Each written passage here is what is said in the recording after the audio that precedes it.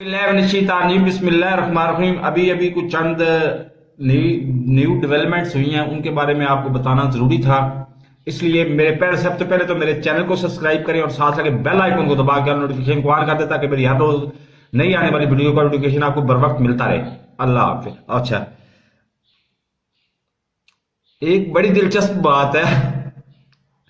सबसे पहले तो मैं चलता हूँ उस पे, अल्लाह भला करे। सलामती कमेटी, पार्लिमानी सलामती कमेटी का इजलास हो रहा है आज, और उसमें तीनों सर्विसेज चीफ और आर्मी चीफ और DGISI भी शामिल शरीक होंगे। लेकिन उसमें दावत दी गई है शाह महमूद कुरैशी को PTI की तरफ से, और अवामी मुस्लिम लीग की तरफ से शेख रशीद अहमद को, क्योंकि वो भी दोनों पार्लिमानी लीडर तो हैं लेकिन वो इस्तीफा दे चुके हुए हैं।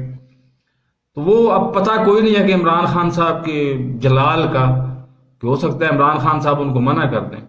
अच्छी बात है, उनकी पॉलिसी है, बेहतर है।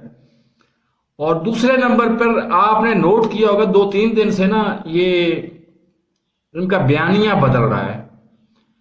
राना तनवीर सबसे पहले शुरू हुआ था, उसने कहा जी करप्शन होती रहती है, कोई मसला नहीं है।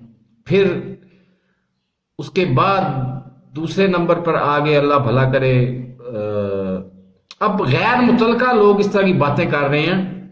इनको असल में पता चल चुका हुआ है कि करप्शन जो है, ये इमरान खान ने बदनाम इतना ज्यादा कर दिया है इनको, कि इन लोगों को पता है कि हमें ईमानदार लीडर तो मानने को तैयार नहीं है।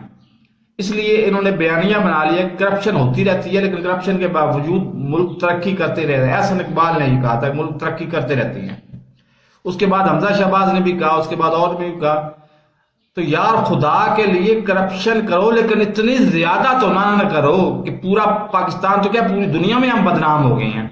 तो मेरे इस चैनल को सब्सक्राइब नहीं किया तो सब्सक्राइब कर ले, साथ आके बेल आइकन को दबा के नोटिफिकेशन ऑन कर दे, ताकि मेरी हर नई आने वाली वीडियो को नोटिफिकेशन आपको बराबर मिल सके। अल्लाह हाफिज।